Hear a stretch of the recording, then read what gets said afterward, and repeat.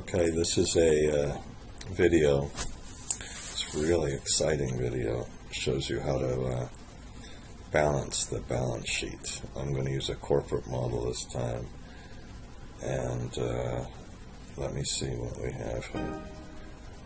I think I just put the titles in of the balance sheet. They're not necessarily exactly the same as the historic balance sheet because we accumulated some of the accounts. However, here are some of the key points. Let's just walk through, before we make the balance sheet, let's just walk through some of the things we've done. Okay. In terms of the working capital, you remember what you don't remember, I don't know what the hell that is. The levels of the, this is the assumptions, excuse me. When we get to the working capital section, we put the level of working capital in, and then the level of other items. In the assumptions,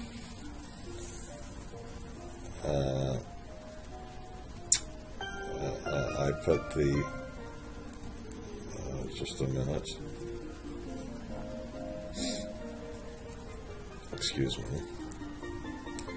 oh sorry, under the working capital I put assumptions for other assets, and this time I've also put in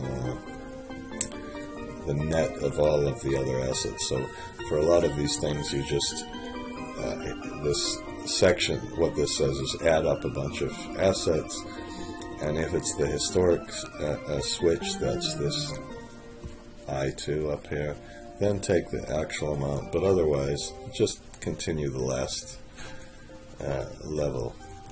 Okay, and I think I did that, I don't know what, oh, this is the net other assets, N2.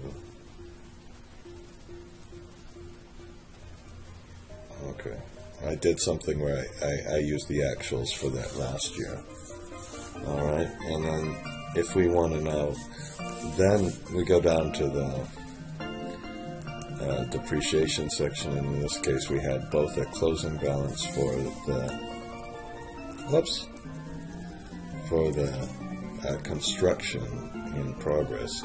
And the construction, we basically assumed that, okay, after the historic year, you take the opening balance, you add any capex, you subtract what you had at the opening balance, so you just have 1 year in that account.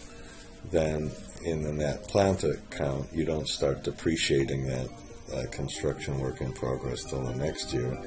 So you add this and subtract the depreciation and have a net balance.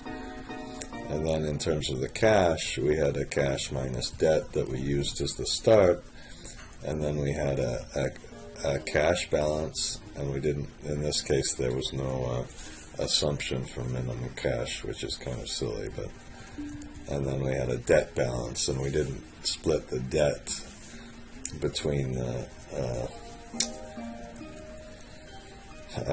existing debt and current debt. So we have a lot of these balance sheet accounts, and then at the very end we made a common equity account where we took the opening balance from all of the balance sheets and then added the amounts and then subtracted them. Okay, so then we can take our cash account. Remember, we had one of these cash balance accounts, and then we have our accounts receivable account, and then we just look up on the here on the excuse me, the working capital, and then we go up to the inventories. This is so exciting, I can hardly stand it. Well, it might be exciting, and then we can go to our other current assets. So you can see the pattern, I hope. Do I have to tell you this? That every single thing, every single account comes from somewhere upstairs in the model, okay? When you structure the model carefully, that's the way it all should work. There's the net balance account, and then we have a construction work in progress account. Okay. Come on. There's that one. And finally, we have these other accounts. That's sometimes the most painful part of this. You have to remember to do something correct with this. And where's some other that we put, I think I put here. This is kind of in a bad place. Maybe this should have gone and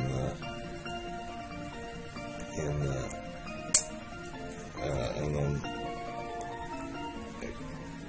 okay, whatever. I didn't complete that sentence, but it should have perhaps been underneath working capital or something like that. And then we remember where we did this. This was a harder one to find. We have investments in associates, and finally deferred taxes. So every single one. This is why I wasted your time on this whole video. Every single account has been defined already. There were no subtotals, so I press alternate equal to sum it. And then we can press Shift Control R to just copy it across. Now what we can do is put the historic assets in here to make sure. Let's first make sure that our total assets, I didn't put the title in here. Let me put the title in this account. Okay.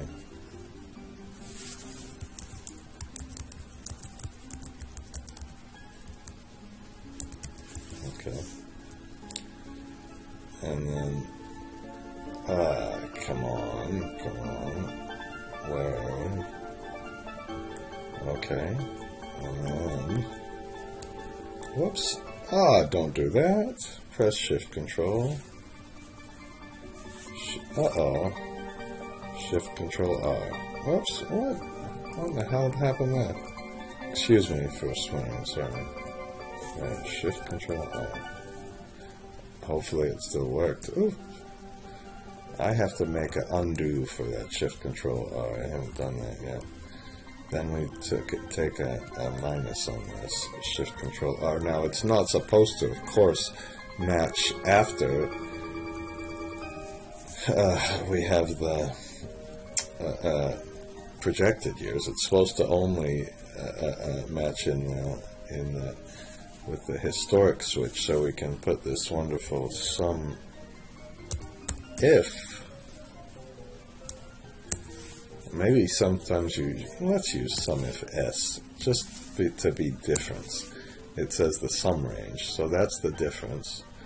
And take the whole column, and the criteria range is the true or false, and you just want to take that when it's true. And that's equal to 0, so you can put an equal 0. So that's our first check. We haven't checked that the balance sheet balances in all the years or anything, but at least we're consistent with our history. Then let's go to the liabilities. Current liabilities. I can't even remember what we were looking for. Accounts payable. Okay, so we go up to the accounts payable account. And then we put our other current liabilities in here. Okay, and then we put our provisions and other. This looks like it's going to be one of those horrible accounts where we put it in near the assumptions here, I went to provisions, and we have the deferred tax liabilities, which is in the same place. See if I'm a little bit better at finding this. You can see that the task is to find things. Okay. And finally, let's put the debt balance, and let's make sure we get the debt balance to be okay. And finally, the equity balance, well, that just comes from this one up here, alt equal. And, oh shit, 1705. I hope I don't have to, I hope I do not have to turn this off. Where's the 1705? There are deferred tax liabilities. You see that in line 191. What did I not do with deferred tax liabilities? For some reason I took the wrong line.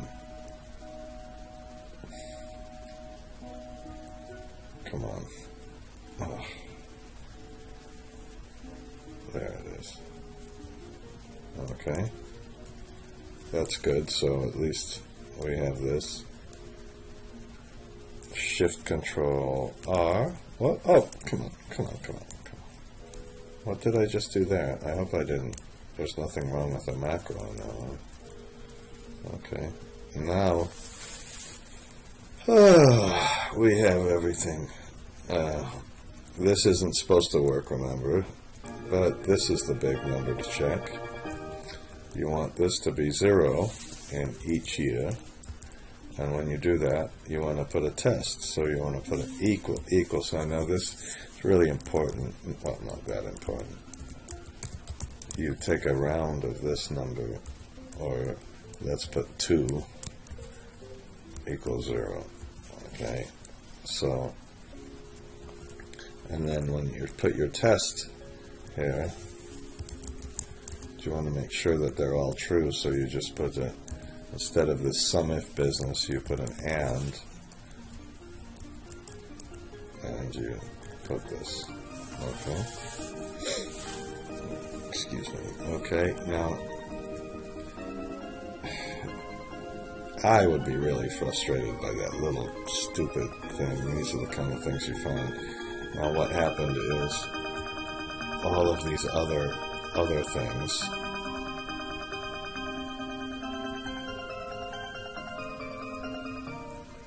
where did we put it? Net other assets. Look at this 4730, that was in here. There was an account. We increased the other assets in one future year. 4730, is that the, there it is. Now let's just see which way it went. So this was an increase. If it was an increase in other assets, it would have used cash flow, but it was a reduction, so cost. We can almost make that kind of like some sort of CapEx, so we better put that in our cash flow statement. Perhaps right here. And we can put less increase in other, so in a way that the balance sheet, not in a way, it really did. This, I guess, somebody, I don't know if I like this where you do this sort of thing, but I'll leave it. Oops. Did I, of course, I can't. Okay. So we just go up and then get that number. Less a negative, it will be an addition. net other assets, increase in other assets. Okay. Okay, Shift Control R. There's our 4,000.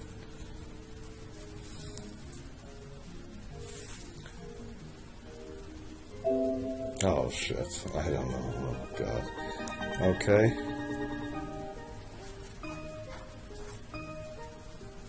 Oh great. Just a minute. Oh, these are historic assets. Oh, and I still have the difference. So I still, did I not make our total across?